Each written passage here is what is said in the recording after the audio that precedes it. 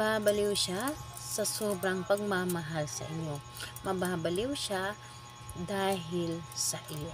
Hello mga guys, kumusta kayo? Panibagong araw, panibagong video na naman tayo. And sa araw na ito ay isa na namang video ang aking ituturo sa inyo na simpleng gabay o simpleng pamamaraan na makakatulong sa atin. At bago ang lahat, gusto ko lang mag-disclaimer sa mga taong hindi naniniwala at hindi gusto ang mga kagaya nitong video.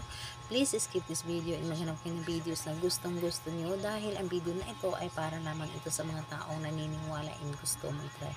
Sa lahat po ng mga nagko-comment po dito sa aking video dito sa loob ng aking channel, mag-iingat sa lahat ng mga nagre-reply sa inyo na dinadala ka sa kang WhatsApp in imo upang makaiwas po tayo sa scam. Ngayon po ituturo ko sa inyo paano mababaliw ang taong mahal po ninyo. Paano siya mabaliw ng husto. Kung paano siya mabaliw ng husto sa inyo. So, ang dapat lamang natin ihanda dito is kailangan mo lamang dito maghanda ng isang foil. So, maghanda ka ng isang foil. Maghanda ka rin ng isang butil ng bawang na binalatan. And maghanda ka rin ng marker.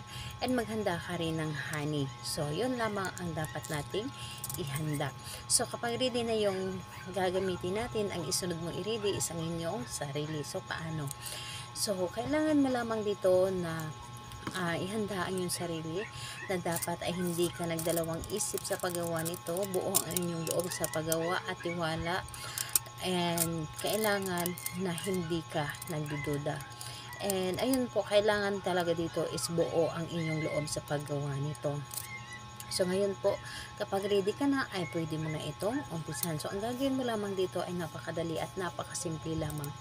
Dito sa foil, isulat mo lamang dito ang kanyang pangalan at apelyido.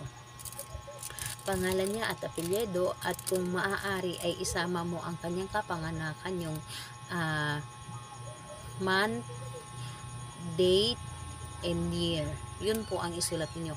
Kung kailan siya ipinanganak, ano yung birthday niya, anong buwan siya mag-birthday, yun po ang inyong isulat. Pero kung hindi po ninyo alam, okay na yun na pangalan na lamang. Pero mas maganda na meron siyang kapanganakan, yung month, date, and year. So, ayun po. And pagkatapos mong isulat yung pangalan niya dito at yung kapanganakan niya, kunin mo ang inyong honey. Pahiran mo ito or lagyan mo ito ng honey, kunti lang. Lagyan mo ng honey and balatan mo ang inyong bawang. Gamit ang bawang, ipapahid ninyo ang honey gamit ang bawang. So, pag ganun po, ipapahid ninyo ang honey dito sa kanyang pangalan. And kasabay ng pagpahid, sasabihin po ninyo pangalan niya at apelyido ng 3 ulit. Mababaliw ka sa sobrang pagmamahal sa akin. Pangalan, apelyido, mababaliw ka sa sobrang pagmamahal sa akin. So 3 ulit mong sasambitin yung kanyang pangalan at apelyido at mababaliw ka sa sobrang pagmamahal sa akin. So pagkatapos nun, ito ay inyong tukiin papunta sa inyo ang itong foil na ito, and kumuha ka ng pangbalot nito or paglagyan nito.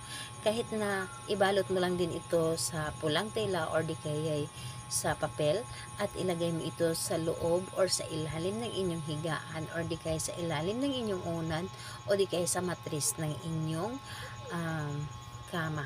So yun po, doon po ninyo siya ilagay. Nahayaan po ninyo ito at makikita ninyo ang resulta na ang partner ninyo, lalo na kapag nasa malayo, ay sobrang na-obsess sa inyo and sobrang ipaparamdam niya sa inyo na mahal ka niya.